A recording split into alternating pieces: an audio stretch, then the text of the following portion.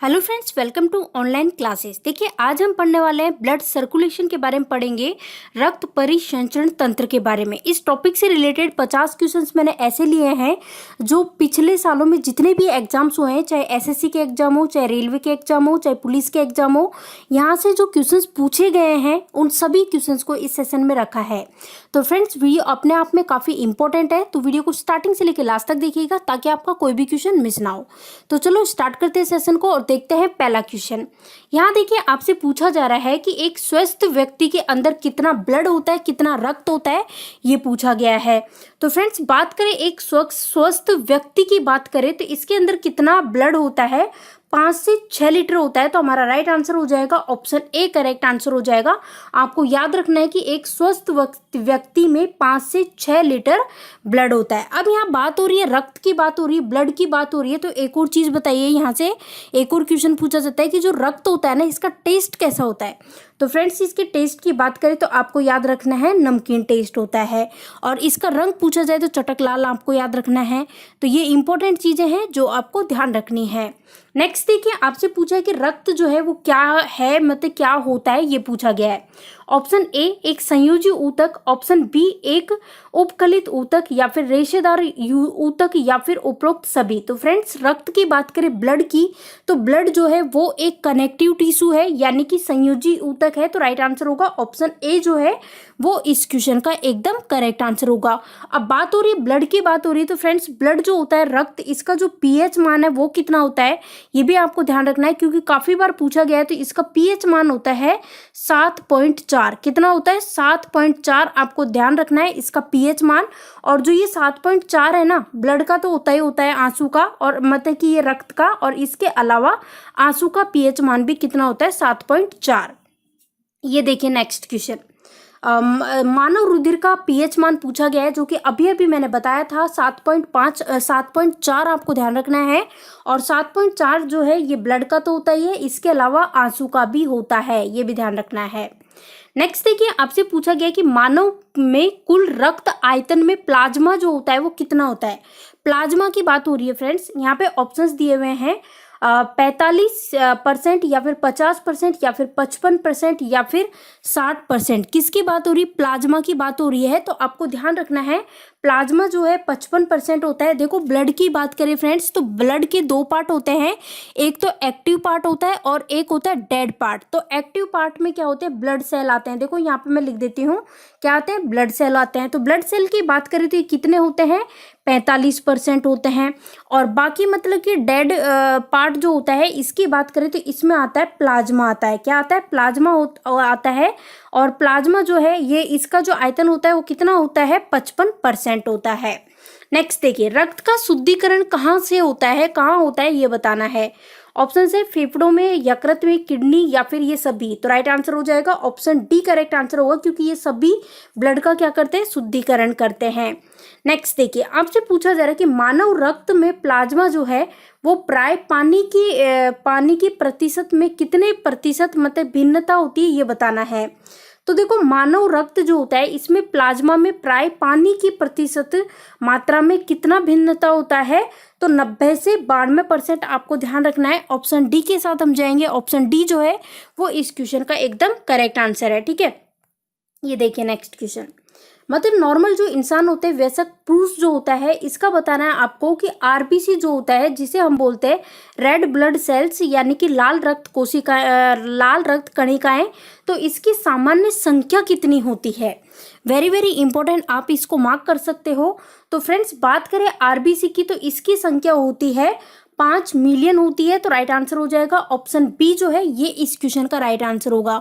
अब बात हो रही है आरबीसी की, रेड ब्लड सेल्स की बात हो रही है। तो इसमें देखो होता क्या है, इसका काम क्या होता है फ्रेंड्स? इसका काम होता है कि O2 को तो इन करता है और CO2 जो है इसको क्या करता है? आउट करता है, बाहर भेजता है, इस तरह से करके। और इसका जो आरबीसी जो है रेड ब्लड सेल्स, जिसका दूसरा नाम होता है एरिथ्रोसाइट। क्या होता है? एरिथ्रोसाइट। तो इसका जीवन काल कितने समय का होता है, ये भी पूछा जाता है। बहुत बार पूछा गया। आरबीसी का जीवन काल जो है वो आपको याद रखना है 100 से लेके 120 दिन का। नेक्स्ट देखिए, एक किशोरा वे मनुष्य में सामान्य रक्तदाब जो होता है, ब्लड प्रेशर, वो कितना होता है? सामान्य ब्लड प्रेशर की पूछी है, किशोरावस्था मनुष्य में पूछा गया है। तो आपको ध्यान रखना है, देखो यहाँ पे मैं लिख देती हूँ 180 बाय मतलब 120 बाय 80 आपको ध्यान रखना है। तो किस ऑप्शन के साथ जाएंगे, आपने अगर ऑप्शन बी चुना है तो आपका बिल्कुल सही जवाब है ऑप्शन बी। यहाँ देखिए नेक्स्ट क्वेश्चन, और आपसे पूछा गया है, क्या पूछा है, आरबीसी। जो आरबीसी है रेड ब्लड सेल्स, जिसको हम हिंदी में बोलते हैं लाल रक्त कणिकाएं, तो इनका जीवन काल आपसे पूछा गया है फ्रेंड्स। तो अभी मैंने बताया था इसका जीवन काल होता है 100 से 120 दिन का। तो राइट आंसर होगा ऑप्शन बी, करेक्ट आंसर होगा। यहाँ देखिए नेक्स्ट क्वेश्चन, और आपको बताना है कि कौन सा ऐसा एक पदार्थ है जो एक हल्के रंग का गाढ़ा तरल पदार्थ है, जो रक्त के आयतन के लगभग कितना होता है, 55% होता है। तो मैंने बताया था 55% क्या होता है, प्लाज्मा होता है। तो राइट आंसर हो जाएगा ऑप्शन ए जो है ये करेक्ट आंसर हो जाएगा। प्लाज्मा की बात करें तो ये हल्के पीले रंग का गाढ़ा तरल पदार्थ है, जो कि रक्त के आयतन का लगभग कितना होता है, 55% होता है। ये देखिए नेक्स्ट क्वेश्चन, आपको बताना आरबीसी जो होती है लाल रक्त कणिकाएं, ये किससे बनती है। फ्रेंड्स ध्यान दीजिएगा, आरबीसी की बात करें हम, जो आरबीसी जो है ये किससे बनती हैं, तो आपको ध्यान रखना है रेड बोन मैरो जो होता है, रेड बोन मैरो यानी कि लाल अस्थि मज्जा जिसको बोलते हैं हिंदी में, और इंग्लिश में बोलते हैं रेड बोन मैरो, तो इससे बनती है। और देखो ये जो बोन मैरो जो होता है ना, इससे आरबीसी डब्ल्यूबीसी इसका निर्माण होता है। तो ये चीज ध्यान रखनी है, ऑप्शन बी जो है वो इस क्वेश्चन का राइट आंसर है। नेक्स्ट देखिए, निम्नलिखित में से कौन मानव शरीर के विभिन्न अंगों का ऑक्सीजन वाहक है। तो इसका भी मैंने बताया था, ऑक्सीजन वाहक का क्या होगा, आरबीसी हो जाएगा। मैंने आपको बताया था ना आरबीसी जिसको हम हिंदी में बोलते हैं लाल रक्त कोशिकाएं। जो आरबीसी होता है ना फ्रेंड्स, मतलब लाल रक्त कणिकाएं, तो जो आरबीसी की बात करें तो ये करता क्या है फ्रेंड्स, देखो जो मतलब कि ये होता है ना ऑक्सीजन O2 है ना, इसको तो क्या करता है, इन करता है, मतलब कि वाहक करता है, और CO2 जो है इसको क्या करता है, आउट करता है। ये भी ध्यान रखना है। नेक्स्ट देखिए, पुरानी और नष्ट प्राय लाल रक्त कणिकाएं जो होती हैं ये कहाँ नष्ट होती हैं। पहले तो इस क्वेश्चन को वेरी वेरी इंपॉर्टेंट मार्क कीजिए, क्योंकि ये क्वेश्चन सबसे ज्यादा बार पूछा गया है। तो फ्रेंड्स यहाँ बात करें आरबीसी की, तो कहाँ पे नष्ट होती है, प्लीहा में होती है। तो राइट आंसर होगा ऑप्शन ए, प्लीहा, जिसको हम इंग्लिश में स्प्लीन बोलते हैं, स्प्लीन है ना, SPEEN, स्प्लीन है ना। तो ये ध्यान रखना है, क्या बोलते हैं, जो ये होता है आरबीसी है ना, आरबीसी का ध्यान रखना है। तो इसका मतलब एक तरह से हम कहें फ्रेंड्स, तो देखो जो कई बार यूं पूछ लिया जाता है कि आरबीसी का कब्रिस्तान किसे कहा जाता है, तो प्लीहा को कहा जाता है। ऑप्शन ए के साथ हम जा रहे हैं। देखिए नेक्स्ट, देखिए नेक्स्ट आपसे पूछा गया है, अधिक ऊंचाई पर मानव शरीर में आरबीसी कणिकाएं जो होती है, मतलब कि जो आरबीसी होता है लाल रक्त कणिकाएं, इस पे क्या इफेक्ट पड़ता है अधिक ऊंचाई पे। तो ये तो आपको देखो नॉर्मल सा क्वेश्चन है, कॉमन सेंस का क्वेश्चन है, आपको पता होना चाहिए। जैसे देखो आप कभी भी मतलब कि जैसे ऊंचाई पे चढ़ो कहीं भी, तो मतलब कि जैसे आपका कहते हैं ना कि चेहरा एकदम टमाटर जैसे हो जाता है लाल, तो होता क्या है कि अधिक ऊंचाई पर मानव शरीर में जो आरबीसी होता है ना, आरबीसी लाल रक्त कणिकाएं, इसमें क्या होता है कि इसकी संख्या बढ़ जाती है। तो ये चीज आपको ध्यान रखनी है फ्रेंड्स। और देखो होता क्या है, ये तो हमने देख लिया ऊंचाई पे तो बढ़ती है, लेकिन सोते समय क्या होता है, सोते समय देखो यहाँ पे मैं लिख देती हूँ, सोते समय जो आरबीसी होता है ना, ये 5% कम हो जाता है फ्रेंड्स, 5% कम हो जाता है।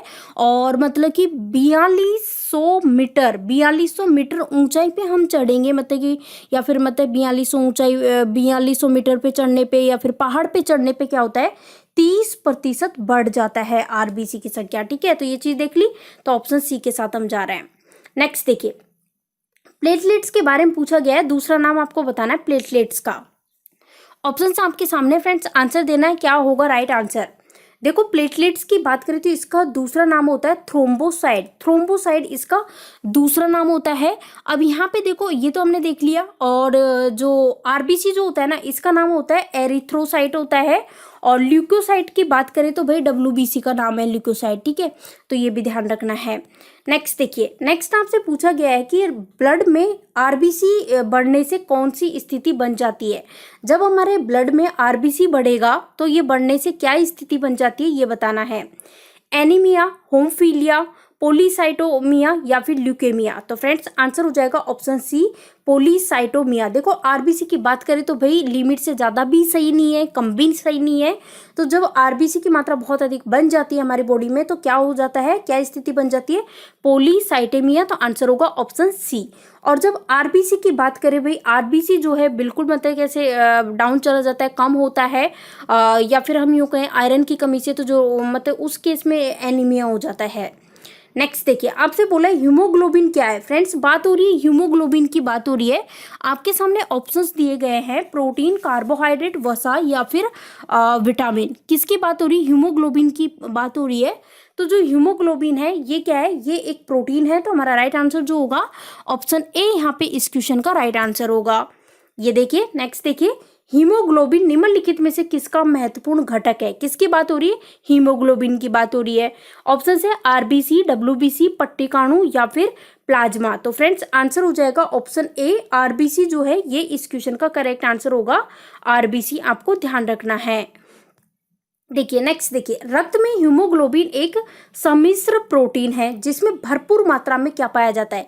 कहने का मतलब नॉर्मल सा आपसे पूछ लिया है कि हीमोग्लोबिन में किसकी मात्रा भरपूर मात्रा में पाई जाती है। ऑप्शन है लोहा, रजत, तांबा या फिर स्वर्ण। तो फ्रेंड्स आंसर होगा ऑप्शन ए, आयरन। आयरन की मात्रा हीमोग्लोबिन में सबसे अधिक होती है। और हमारी बॉडी में जब आयरन की कमी आ जाती है तो ब्लड की कमी आ जाएगी, मतलब आरबीसी की कमी आ जाएगी। और उस केस में हमें क्या हो जाता है, एनीमिया नाम का रोग हो जाता है। नेक्स्ट देखिए, रक्त धारा में ऑक्सीजन ले जाने वाला प्रोटीन जो होता है उस प्रोटीन का नाम बताना है। कोलेजन, इंसुलिन, हीमोग्लोबिन या फिर एल्बुमिन। फ्रेंड्स यहाँ पे आंसर होगा हीमोग्लोबिन, राइट आंसर हो जाएगा। रक्त धारा में ऑक्सीजन ले जाने वाला जो प्रोटीन होता है वो कौन सा होता है, हीमोग्लोबिन।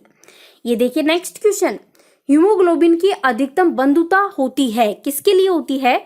तो देखिए ऑप्शन ए ऑक्सीजन के लिए, ऑप्शन बी कार्बन डाइऑक्साइड के लिए, या फिर ऑप्शन सी कार्बन मोनोऑक्साइड के लिए, या फिर नाइट्रोजन के लिए।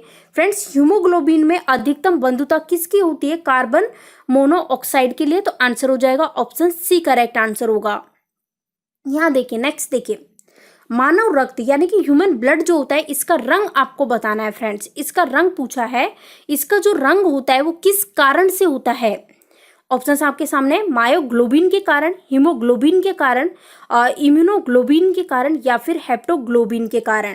तो राइट आंसर होगा ऑप्शन बी, करेक्ट आंसर हो जाएगा। मानव रक्त जो होता है इसका रंग जो लाल होता है, देखो हमें पता है कि जो ब्लड होता है, रक्त होता है, इसका रंग कैसा होता है, लाल होता है। तो ये किस कारण होता है, हीमोग्लोबिन के कारण होता है। और जो रक्त होता है इसका पीएच मान होता है 7.4 और 7.4 जो है ये पीएच मान आंसू का भी होता है। नेक्स्ट देखिए, हीमोग्लोबिन में निम्नलिखित में से कौन सा तत्व मौजूद होता है। हीमोग्लोबिन में पूछा गया है। तो फ्रेंड्स हीमोग्लोबिन में क्या मौजूद होता है, सबसे ज़्यादा रहता है आयरन रहता है। और हमारी बॉडी में जब आयरन की कमी आ जाती है तो उस केस में हीमोग्लोबिन कम हो जाता है और उस केस में एक रोग हो जाता है एनीमिया, जिसको हिंदी में बोलते हैं अरक्तता। नेक्स्ट देखिए, निम्न में से कौन मनुष्य में श्वसन रंजक है।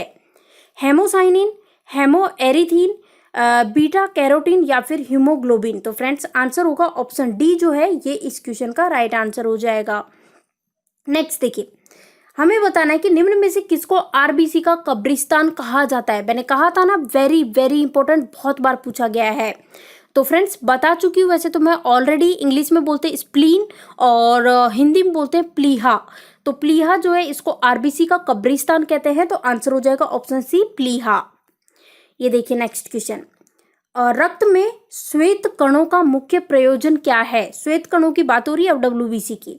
तो फ्रेंड्स श्वेत कण जो होते हैं इसका क्या होता है, संक्रमण से संग्रह करने। फ्रेंड्स एक चीज ध्यान दीजिएगा, अगर आपकी बॉडी में जो ये होते हैं डब्ल्यूबीसी, देखो लिख देती हूँ यहाँ पे डब्ल्यूबीसी, और डब्ल्यूबीसी का जो दूसरा नाम है ना वो क्या है, ल्यूकोसाइट। तो देखो जब भी आपकी बॉडी में ऐसा होगा कि डब्ल्यूबीसी की कमी होगी, या फिर मतलब कि देखो मतलब डब्ल्यूबीसी जो है कम भी नहीं होना चाहिए, ज़्यादा भी नहीं होना चाहिए। फ्रेंड्स कम होगा तो क्या होता है कि हमारी बॉडी को ज़्यादा से ज़्यादा रोग हो जाएंगे, क्योंकि बैक्टीरिया को ख़त्म करने का संक्रमण से संग्रह करने का काम करता है डब्ल्यूबीसी। और डब्ल्यूबीसी बहुत अधिक मात्रा में हो जाता है तो उस केस में ब्लड कैंसर नाम का रोग हो जाता है। और एक और चीज़ मैं आपको बताना चाहूँगी, इसका कलर होता है सफ़ेद। और दूसरी चीज़, इसका जीवन काल कितने दिन का होता है, तो डब्ल्यूबीसी का जीवन काल होता है 3 से 4 दिन का। 3 से 4 दिन आपको ध्यान रखना है, काफ़ी बार पूछा जाता है। और इसका निर्माण होता है डब्ल्यूबीसी का जो रेड बोन मैरो होती है, बोन मैरो, उसमें इसका निर्माण होता है। सबसे बड़ा श्वेत रुधिराणु कौन सा है, सबसे बड़ा? भाई देखो, डब्ल्यूबीसी है, इसके भी काफ़ी सारे पार्ट होते हैं, जैसे कि मोनोसाइट होता है, ये एस्मोफिल होता है, न्यूट्रोफिल होता है, बोसोफिल होता है, तो लिम्फोसाइट होता है। तो इस तरह से करके 5 टाइप होते हैं इसके। तो सबसे बड़ा पूछा है तो फ्रेंड्स सबसे बड़ा होता है मोनोसाइट होता है। कौन सा होता है? मोनोसाइट। आपको ध्यान रखना है, मोनोसाइट याद रखना है। और मोनोसाइट में देखो होता क्या है कि मानव शरीर की सबसे बड़ी कोशिका सेल जो होता है वो है मानव शरीर की। मोनोसाइट जो है मानव शरीर की सबसे बड़ी कोशिका सेल है। और इसका काम होता है कि जो बैक्टीरिया होता है ना, बैक्टीरिया, उसको खत्म करने का इसका काम होता है। किसका? मोनोसाइट का। नेक्स्ट, जब कोई भारी पदार्थ मानव रुधिर प्रणाली में प्रविष्ट होता है तो प्रक्रिया कौन प्रारंभ करता है? ऑप्शंस देखिए, आरबीसी, डब्ल्यूबीसी, रुधिर बिंबाणु या फिर प्लाज्मा। तो फ्रेंड्स, जब भी कोई भारी पदार्थ मानव रुधिर प्रणाली में प्रविष्ट होता है तो उस केस में प्रक्रिया कौन आरंभ करता है? डब्ल्यूबीसी। तो हमारा राइट आंसर हो जाएगा ऑप्शन बी जो है, ये इस क्वेश्चन का करेक्ट आंसर है, डब्ल्यूबीसी। नेक्स्ट क्वेश्चन, एड्स के विषाणु किसे नष्ट करते हैं? एड्स के जो विषाणु होते हैं वो किसे नष्ट कर देते हैं? न्यूट्रोफिल, बेसोफिल, लिम्फोसाइट या फिर मोनोसाइट? फ्रेंड्स, एड्स के जो विषाणु होते हैं किसे नष्ट कर देते हैं? लिम्फोसाइट को। आंसर हो जाएगा यहाँ पे लिम्फोसाइट, यहाँ पे करेक्ट आंसर हो जाएगा। अब यहाँ बात करते हैं लिम्फोसाइट की। तो लिम्फोसाइट जो है ये डब्ल्यूबीसी का एक टाइप है। और इससे क्या होता है कि ये जो लिम्फोसाइट है ये हमारे शरीर में एंटीबॉडीज जो है इसका निर्माण करती है। और एंटीबॉडीज जो है ये क्या करती है कि भाई जो भी बैक्टीरिया वगैरह है उसको, उससे लड़ने का काम करेगी, उसको खत्म करने का काम करेगी और हमारा जो शरीर है उसको बीमारियों से बचाए रखती है। नेक्स्ट देखिए, रोग प्रतिकारकों को उत्पन्न करने वाला सेल कौन सा है?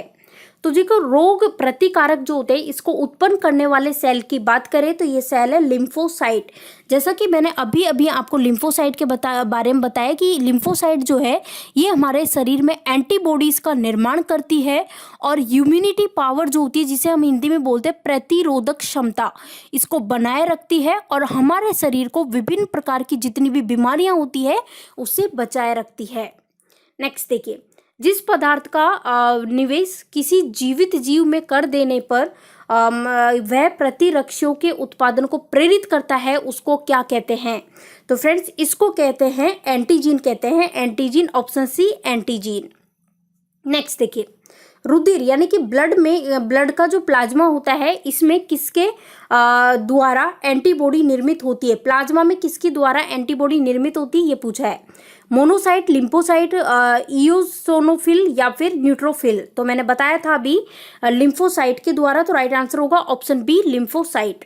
नेक्स्ट देखिए, निम्नलिखित में से कौन सा ऐसा एंजाइम है जो रक्त का थक्का बनाए रखने में आवश्यक होता है? Very very important. तो देखो, उस एंजाइम का नाम है ये थ्रोम्बिन। थ्रोम्बिन नाम का एंजाइम है जो क्या करता है? रक्त का थक्का बनाए रखने में आवश्यक होता है। और फ्रेंड्स, एक और क्वेश्चन पूछा जाता है कि रक्त का थक्का न बनना ये किस विटामिन की कमी से होता है? तो विटामिन के, यानी कि विटामिन के जो है, विटामिन के, इसकी कमी से ऐसा होता है कि रक्त का थक्का नहीं बन पाता है। नेक्स्ट देखिए, आपको बताना है कि रक्त का जमाव किस प्रोटीन के द्वारा होता है? रक्त का जमाव पूछा है, प्रोटीन का नाम पूछा है, ध्यान दीजिएगा, प्रोटीन का नाम पूछा है। तो प्रोटीन का नाम क्या है? फाइब्रिनोजिन प्रोटीन है। और ये जो प्रोटीन है ये किस विटामिन में पाया जाता है? विटामिन के में होता है। और इसीलिए जो विटामिन के है ये क्या मदद करता है? रक्त का थक्का बनाने में।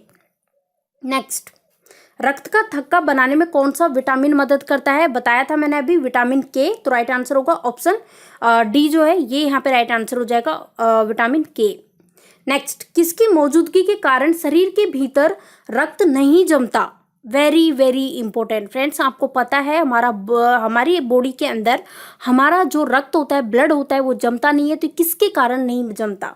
तो हेपेरिन नाम के एक पदार्थ होता है, हेपेरिन। ऑप्शन एक सेकेंड, हाँ ये रहा, ऑप्शन डी करेक्ट आंसर होगा हेपेरिन, जिसके कारण हमारी बॉडी में रक्त नहीं जमता। तो ऑप्शन डी करेक्ट आंसर होगा, काफी बार पूछा गया है क्वेश्चन। नेक्स्ट देखिए, क्रिसमस फैक्टर किसमें निहित होता है, ये भी इंपॉर्टेंट है, काफी बार पूछ लिया इसको।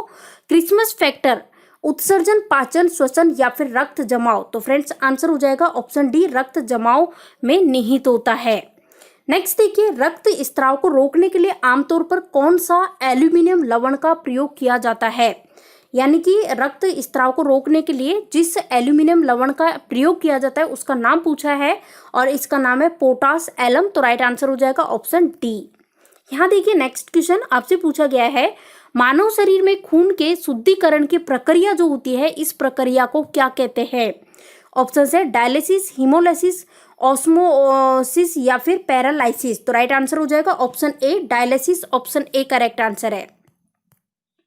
देखिए नेक्स्ट क्वेश्चन, ब्लड ग्रुप की खोज किसने की, very very important, blood group की खोज पूछा है। ऑप्शन है Alexander Fleming, William Harvey, Landsteiner या फिर पोलो। तो राइट आंसर हो जाएगा यहाँ पे ऑप्शन सी, लैंड स्टीनर जो है इन्होंने किसकी खोज की, ब्लड ग्रुप की। तो फ्रेंड्स आज के सेशन को यहीं खत्म करते हैं। देखो यहाँ से इंपॉर्टेंट एक तरह से हमने देखा जाए तो 50 से भी ज़्यादा क्वेश्चंस किए हैं। तो वीडियो पसंद आया तो लाइक कीजिए, जितना हो सके वीडियो को शेयर कीजिए। चैनल पे नए हो तो चैनल को सब्सक्राइब कर ले और साथ ही बगल में बेल आइकॉन आपको दिखाई दे रहा होगा जिस पर क्लिक कर ले, ताकि जो भी हम वीडियो डालें उसके नोटिफिकेशन आपको ईजिली मिल सके। तो चलो आज के लिए इतना ही रखते हैं, मिलते हैं नेक्स्ट वीडियो में, तब तक के लिए बाय।